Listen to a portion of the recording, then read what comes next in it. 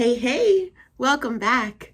I just wanted to take a moment to talk to you about something that is very, very important to me, which is therapeutic massage.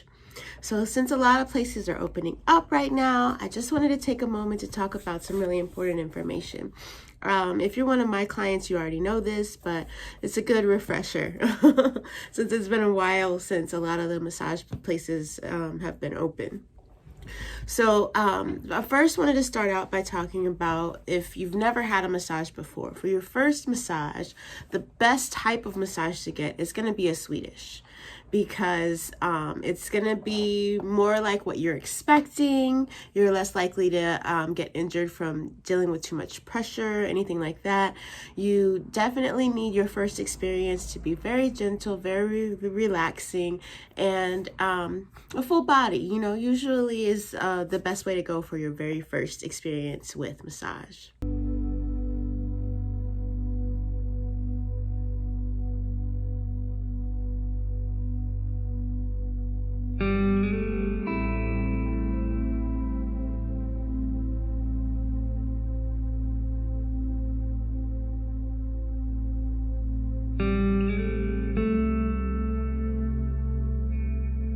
Now, after you've had a Swedish massage, it's a good idea to venture out and try some other techniques.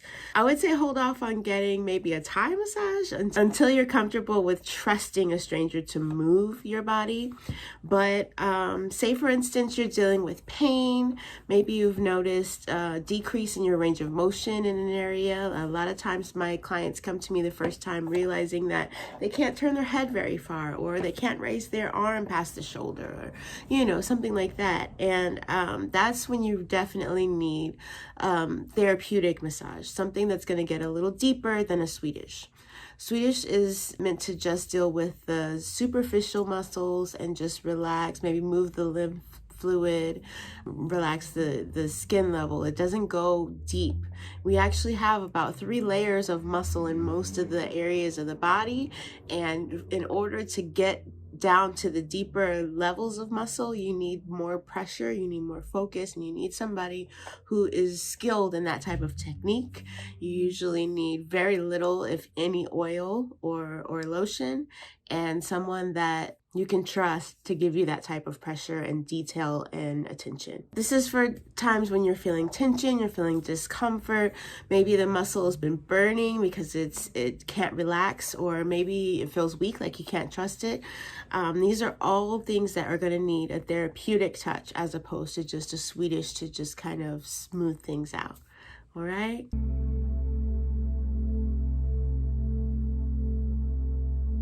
Most adults need a massage once every 4 to 5 weeks. So a lot of us are way overdue, right?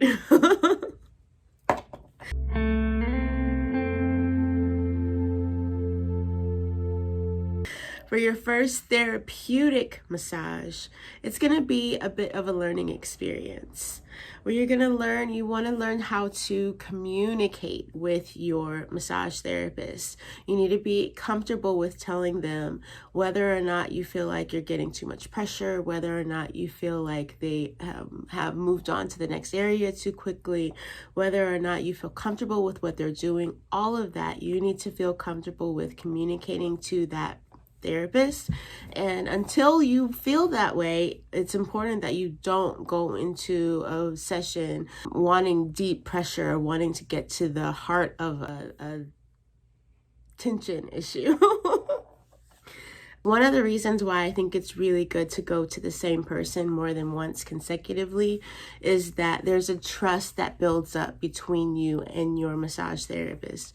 You learn how to relax on their table. And when you're going to different people, you're starting over brand new every single time, and it makes it harder for you to build up a language. It makes it harder for you to convey what you're looking for than if you stick with the same person.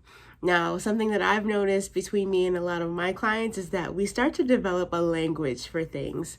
So I have a client that'll say, "Oh, that feels crunchy, you know, and I know exactly what they mean when they say that. Or I've been experiencing, or just, just different things that they say when they get off the table, like, oh, I feel like wet spaghetti, like you get to the point to where you use different silly phrases, but between the two of you, you understand what that means, and you're able to convey things a lot more thoroughly than when you're starting over fresh with a new person.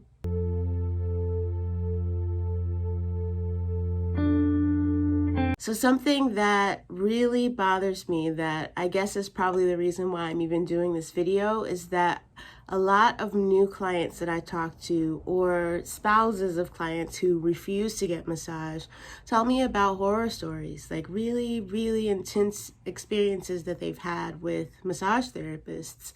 Part of that is because they went to someone who wasn't skilled in the technique that they were attempting, and part of it is because they didn't feel comfortable with communicating that they felt like it was too much pressure, or that sort of thing.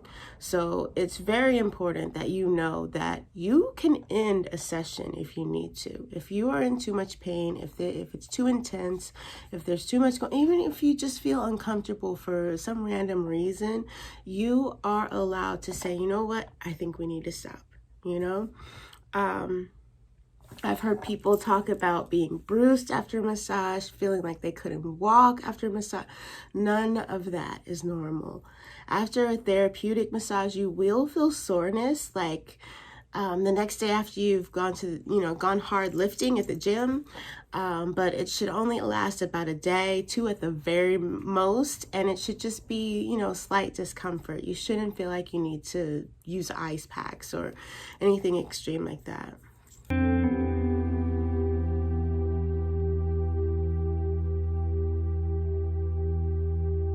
Another important thing that you learn about your body and about your healing cycle after your first massage is how much water you need to drink. We all kind of have a slightly different way that our body uses water, so we all will need a slightly different amount of water that we need to drink. But everyone, after any type of physical healing session, is going to need to drink a lot of water.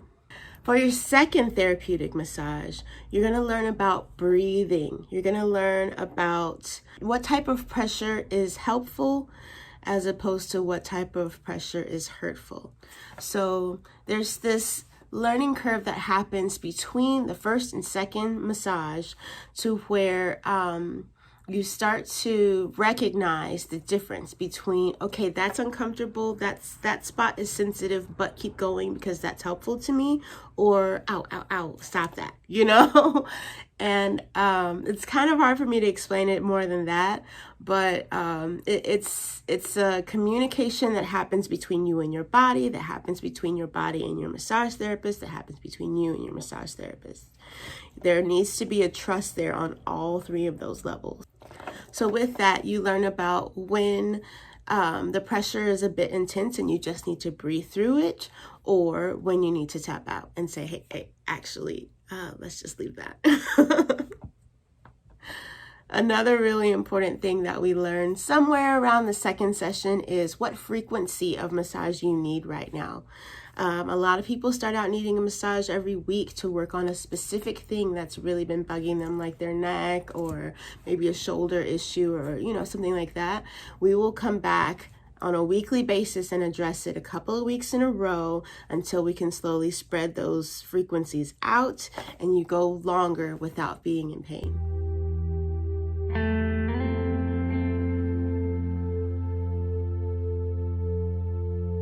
So the new service that I'm offering now that we're able to be in person again is holistic massage. And so what I'm doing is I'm combining what I was doing before everything got crazy and what I started to do during the craziness, and put them together to make a whole new session that is amazing. So the way that it works is that I'm going to look at your auric field anatomy using the human design system to see a before picture of what your energetic atmosphere looked like before you were in pain. So then, using my specialized technique that's similar to trigger point therapy, I will then go in and locate where the discomfort is coming from, what your issues are, and then together we'll build a therapeutic strategy to help you heal from there.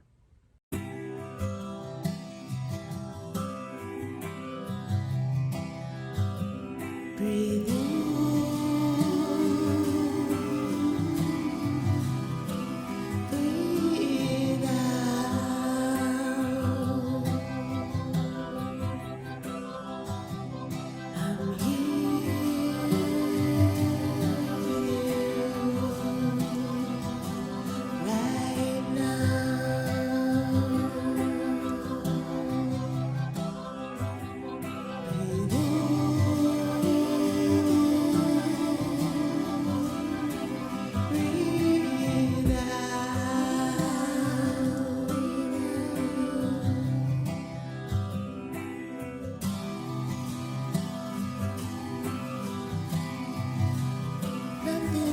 This moment matters.